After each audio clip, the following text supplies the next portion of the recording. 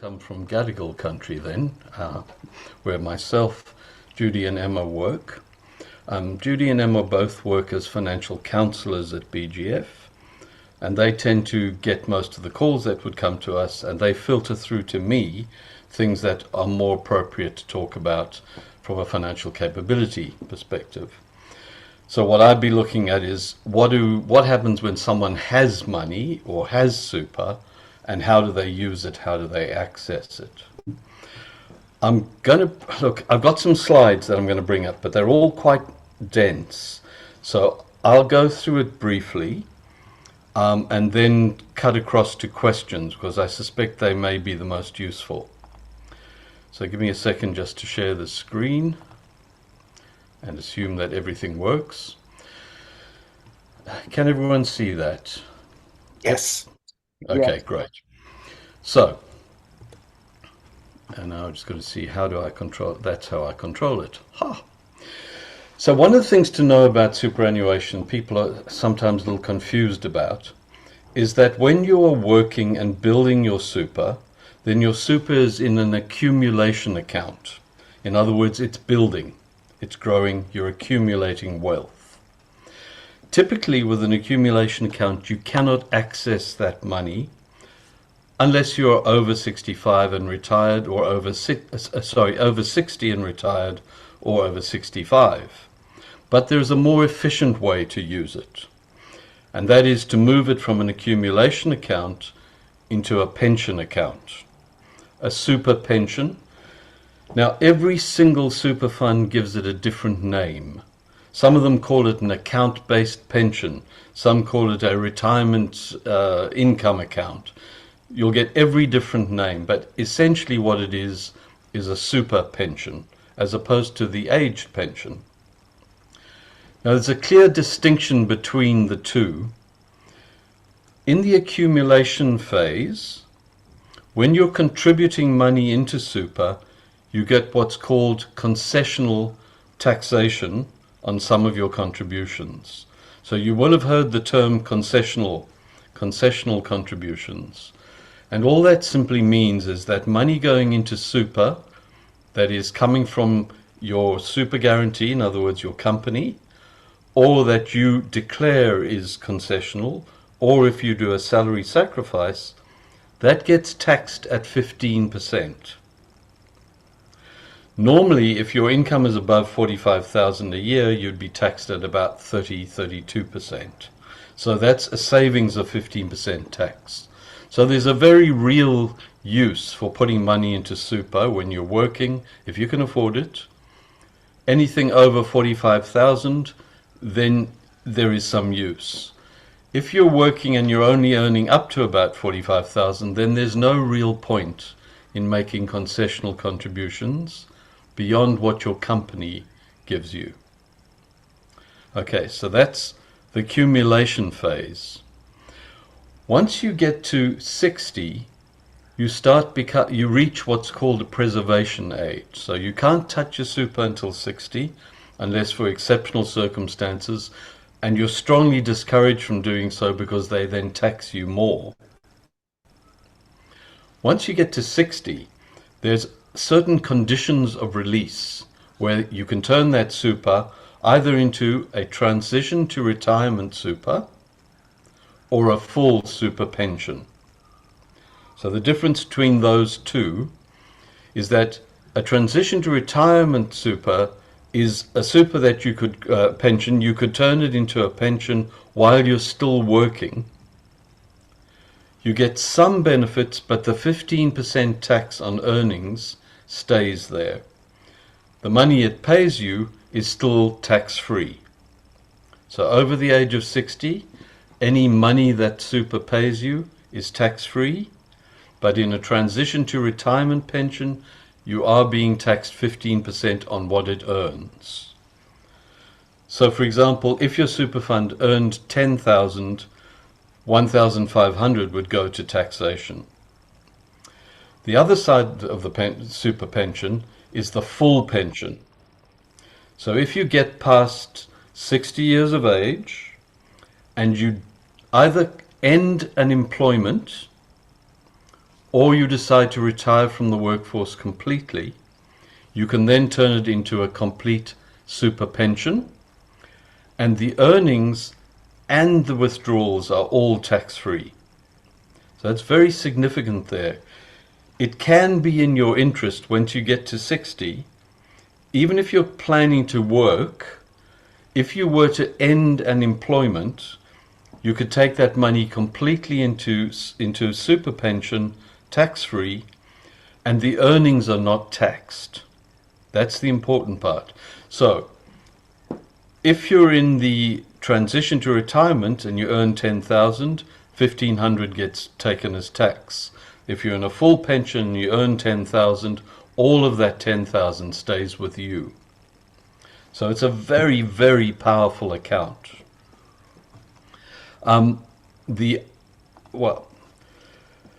If for some people they may not be happy with their super funds at the moment, or they may have multiple super funds. If you have, you really need to take action on that because it can be costing you quite a lot. Typically, most of the funds when they were set up had insurances in them. Now, once you get to 60 and if you don't have any dependents, you can choose to cancel those if you like. You can cancel them at any stage. Or you can keep them because they may be of benefit to you. If you were to roll one fund into another fund, typically the insurances in the fund you're rolling out of will be lost. So you really need to check that if you're consolidating super funds or if you're thinking of moving to a different super fund, check your insurances first. It's really, really important. Then consolidating super. Consolidating super is usually much better because it saves you on fees. And in the old days, fees used to eat right into people's accounts. When I worked at AMP, I was encountering people who had like 20 accounts, and they just watched them filtering away to nothing. There is a quick way to do it. If you connect to MyGov and you go onto the ATO option in the services, and then you go to the super, it'll show you any super accounts that you may have, and you can choose to simply put an X and say, move this one into that one. So you can do the consolidation directly through your MyGov account. Okay, I'll probably have to answer questions about that, so I'll move on. In terms of building, when you're in your 50s, it's really your prime years in terms of building superannuation. Your concessional components, as I mentioned to you before, 12% is coming from the employer now. The limit for the year is 32,500 and 15% tax gets taken out. Now there is the capacity, if you haven't got a lot of super, you've got less than 500,000 and you haven't had money before to contribute, you can also contribute up to 5 years in the past. In other words, look back over the last 5 years and you can add in extra amounts in and get the tax benefit. I work in theatre every now and then, so sometimes we earn an income, and when you earn flexible incomes and you suddenly have a whack of money, it can be useful to use that to catch up on your super. The other alternative is, of course, that you can put money in after tax.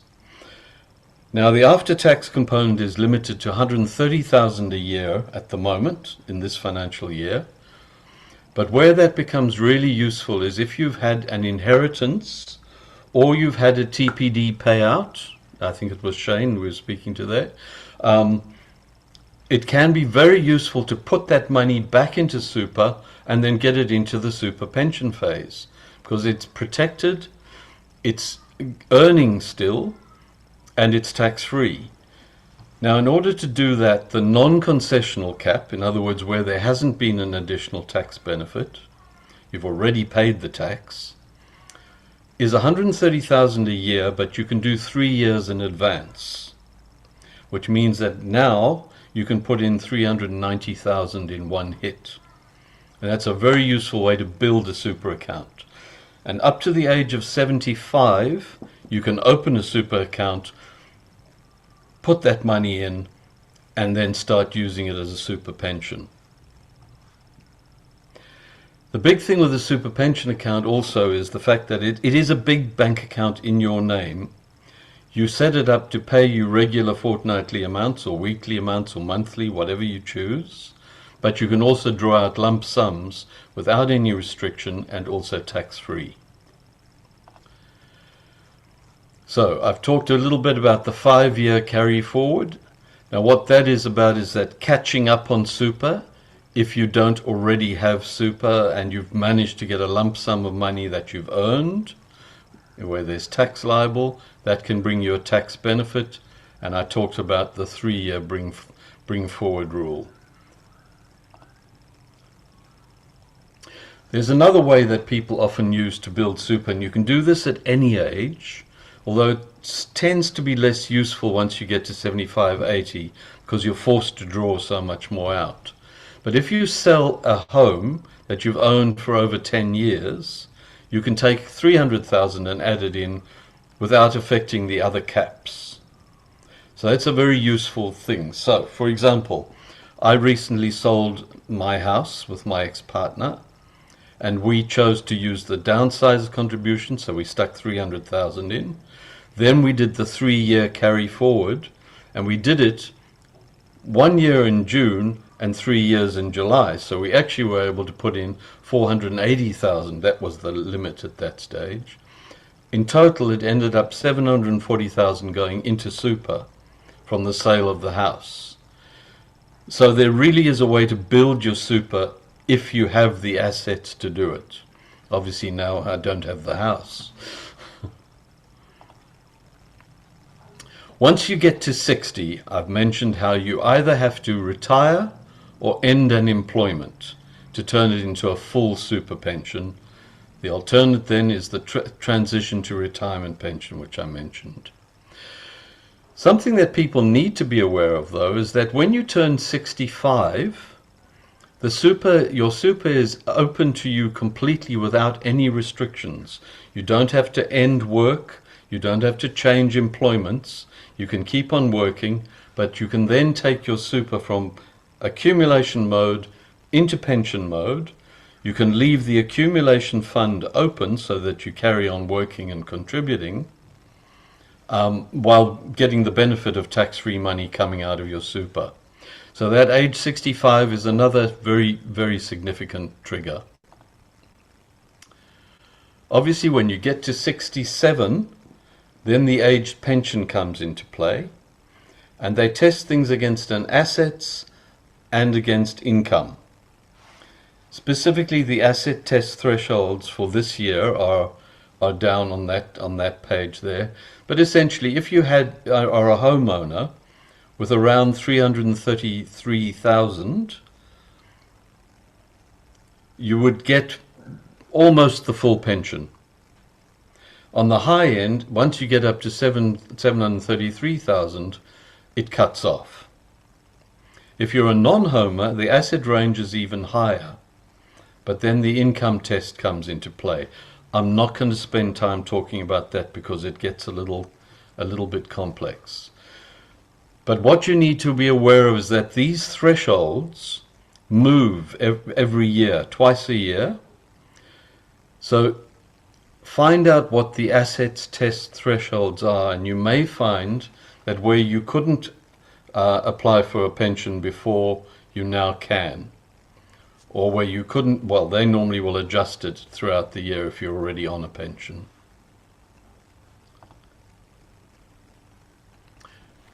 Working out where the money goes is really important as well.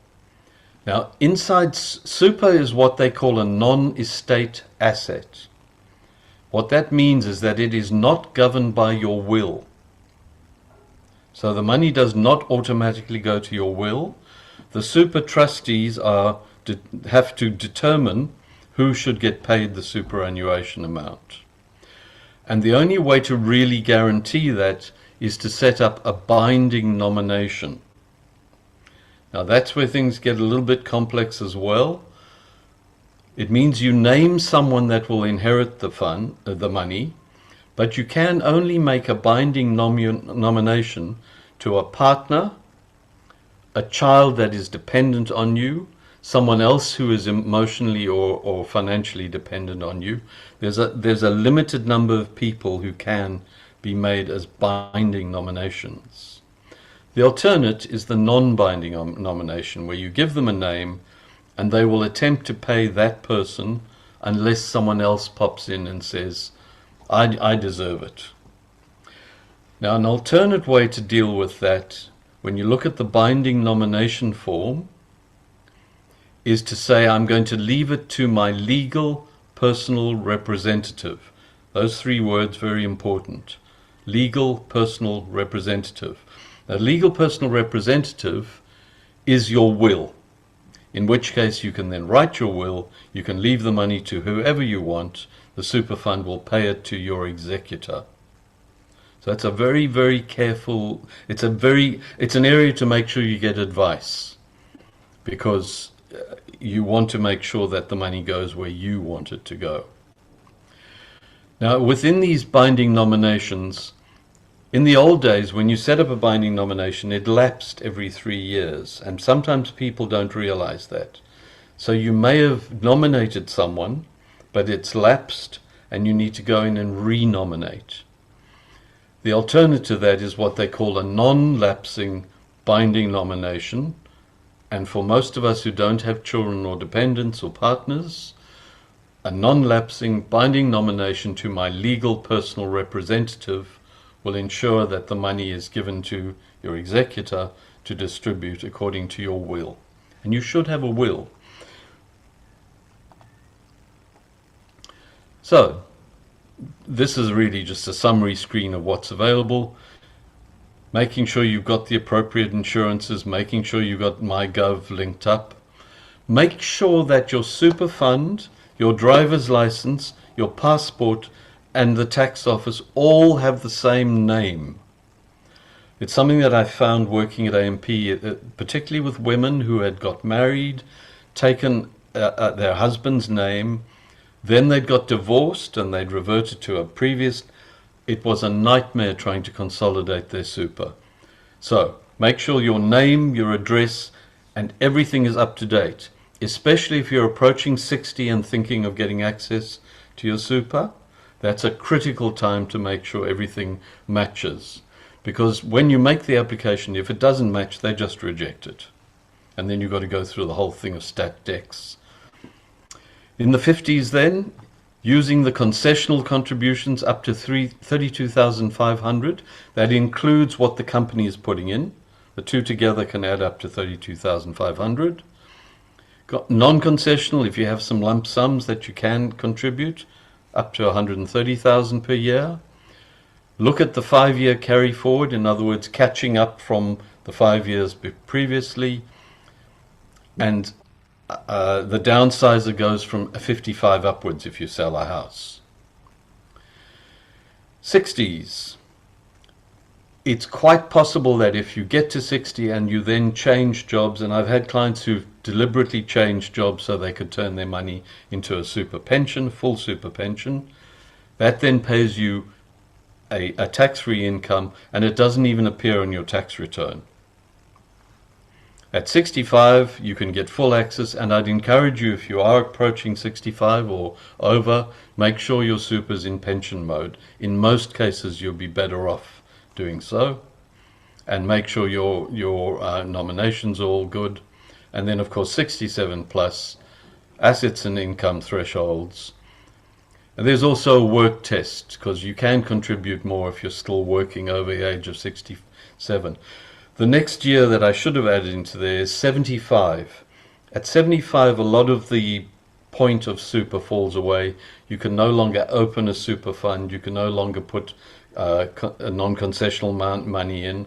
If you're working and you're being paid, the company can pay your super, but you can't add additional concessional information. And of course, the downsizer payment goes all the way through to 100, over 100 if you make it. Places to go. The ATO, as it's linked into your MyGov or the Services Australia, You have access to the financial information service at Services Australia. You call the older Australians line, which is 132 300, and you say, please can I speak to the financial information service? They can guide you and give you advice as to what benefits you'll qualify for. So you take all your information, go and talk to them and say, this is what I got, what should I apply for? If your income and assets are too high, don't forget that you can also apply for the Commonwealth Seniors Healthcare Card, which allows self-funded retirees to get some of the medical benefits that the pension card gives you. I've linked into Money Smart there as well, and there are calculators there. And of course, we're here for New South Wales and South Australia on the one. And yeah, if you're outside New South Wales and South Australia and you can't talk to someone specifically within the HIV community, you can call 1-800-007-007. They'll put you through to a financial counsellor in your area and you can get free advice from them. And that's really important to know. I think that's it. Fantastic, Barry.